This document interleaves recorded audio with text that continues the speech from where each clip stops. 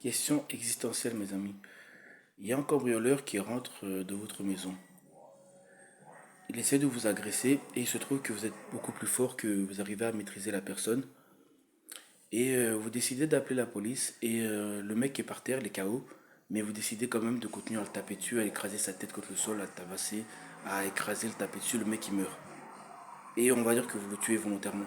Quand la police arrive, vous racontez votre version des faits, mais vous modifiez un petit peu la dernière partie, vous commencez un petit peu à mitonner, à dire que oui, j'ai eu peur pour ma vie, je l'ai mis par terre, après il a sorti un couteau, j'ai écrasé sa tête contre le sol, il a encore essayé de me toper avec le couteau, j'ai encore donné du coup au sol, enfin, vous allez un petit peu comme ça, quoi.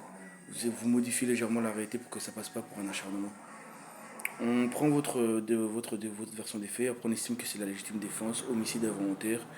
Et quand les médecins, avec le progrès de la médecine et tout ça, ils vont mener leur enquête, ils vont se rendre compte que la personne était peut-être tombée dans le coma, je ne sais pas comment ils vont faire, mais voilà, avec la médecine, on voit que les résultats.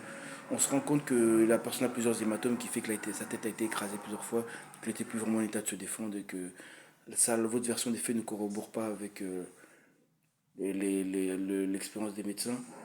Et on vous rappelle, selon vous, vous pensez que c'est toujours de la légitime défense ou bien ça devient un homicide volontaire? Enfin, sachant que comme je l'ai dit au départ, la personne, voilà, il vous agresse, il rentre dans votre maison, dans votre domicile, vous le mettez par terre, vous êtes dans vos droits, enfin. Mais qu'après, quand la personne était par terre et qu'il fallait juste appeler la police et qu'il était plus en tête de se défendre, vous décidez de comme l'écraser contre le sol plusieurs fois, de s'acharner et que le mec il meurt, vous pensez que la personne devrait être considérée comme un homicide volontaire et être condamnée pour un meurtre, ou bien ça resterait dans le cas de légitime défense parce que c'était dans son domicile et que la personne l'a attaqué, parce que voilà. Question existentielle pour vous, mes amis. C'est ça la question du jour. N'hésitez pas à commenter, liker la vidéo, mais j'aimerais savoir votre avis. Moi, j'ai mon idée sur la réponse, mais j'aimerais savoir qu'est-ce que vous pensez, qu'est-ce que vous en pensez.